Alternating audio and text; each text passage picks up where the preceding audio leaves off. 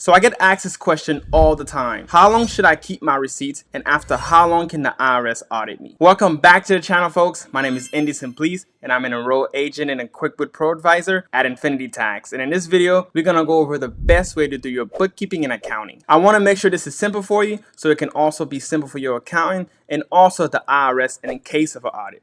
In the end, this will help you keep more money in your pocket and help you stay organized. Now, let's get started. Let's go over the importance of tracking expenses. The most important aspect of growing your business is using your money to keep growing. It's hard to keep that money if you aren't accounting for your expenses, and if you don't, you could be overpaying on your taxes.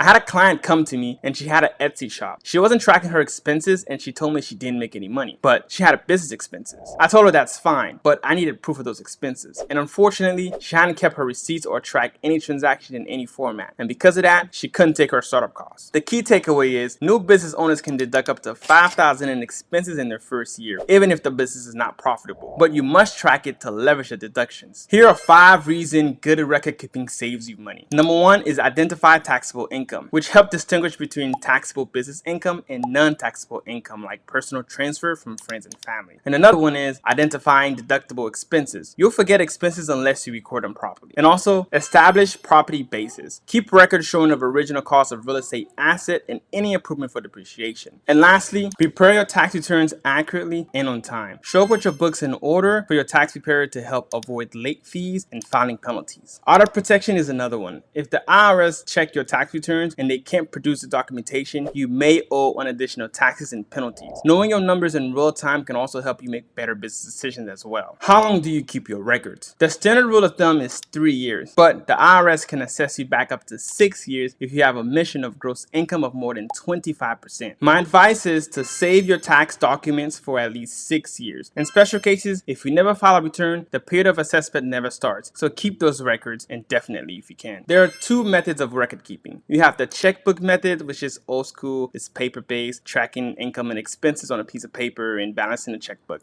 And then you have the electronic system, which is using softwares like QuickBooks and others. And a pro tip is electronic system are easier to use because you can upload receipts, you can categorize the transaction, and you can set up rules for your transaction and vendors. So it's a lot easier to use and better for record keeping. At the end, your system must be able to store, preserve, retrieve, and reproduce records in a good format. If you don't have any record keeping, you should start now. So go ahead and check out QuickBooks. If you are a busy business owner who don't have time to do it yourself, you can't get to your bookkeeping, you can book a free consultation with me and my team, and we can help you get started. And don't forget to like and subscribe to the channel, and see you next time.